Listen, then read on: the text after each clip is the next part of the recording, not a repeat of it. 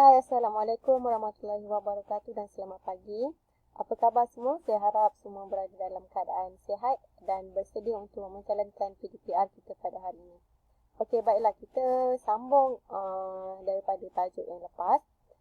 Minggu ni untuk kelas kenanga dan juga dahlia, kita akan sambung belajar berkaitan dengan alat muzik, iaitu mengenal alat muzik kompang.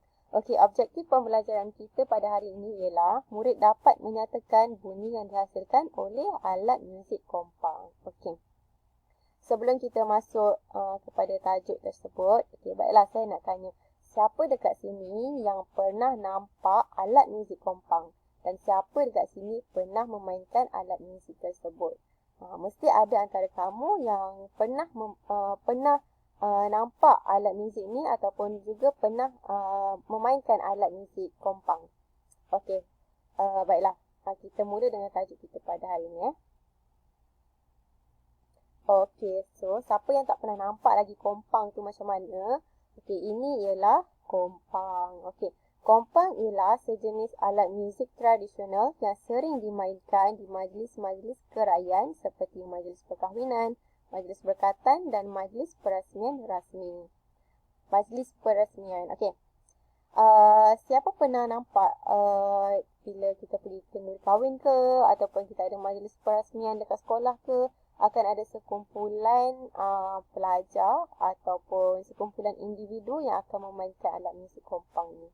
Okay, saya selalu nampak dekat majlis perkahwinan. Okey, bahagian kompang terdiri daripada dua, iaitu ada baluh dan juga belulang. Okey, mana satu baluh dan mana satu belulang? Okey, jom kita pergi kepada slide seterusnya.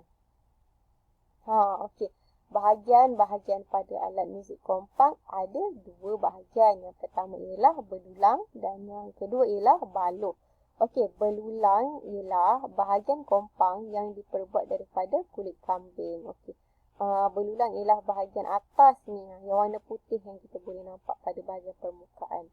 Okey, baluh pula bahagian kompang yang terdiri daripada kayu. Okey, bahagian bawah ni dikenali sebagai baluh, iaitu bahagian kompang yang diperbuat daripada kayu.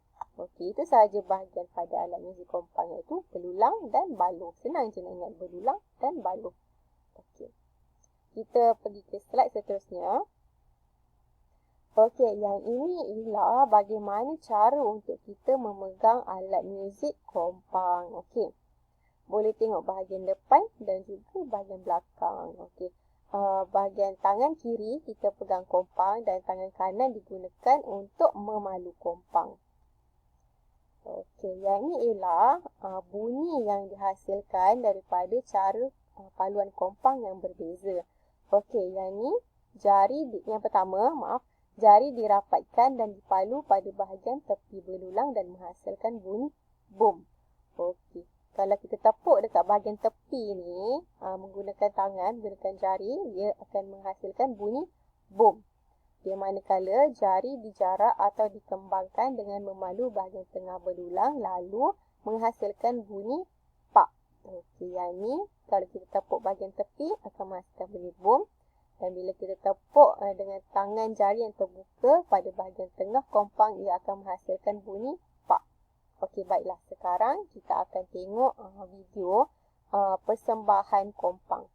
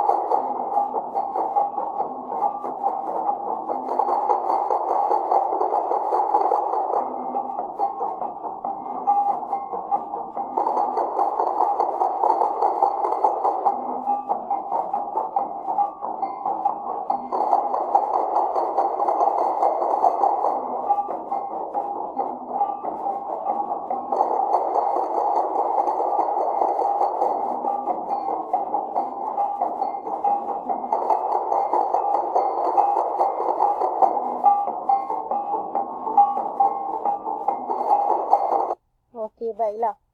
Kalau kita nampak dekat sini, kompang ini adalah bertujuan untuk persembahan dalam majlis perkahwinan. Boleh tengok dekat tepi ni ada sepasang pengantin, kan? Okey, persembahan kompang ini juga diiringi dengan alat muzik lain. Contohnya tadi kita boleh nampak seperti gong dan lain-lain alat muzik. Okey, jadi ini ialah persembahan kompang untuk majlis perkahwinan. Okey, baiklah. Okey, baiklah. Itu sahaja penerangan saya berkaitan dengan kompang pada hari ini. Jadi selepas ini saya akan berikan kamu link live worksheet supaya kamu boleh buat latihan. Selepas kamu menyertai latihan tersebut, sila hantar latihan tersebut kepada saya dalam grup WhatsApp ataupun WhatsApp secara personal. Itu sahaja untuk hari ini. Sekian, terima kasih. Assalamualaikum.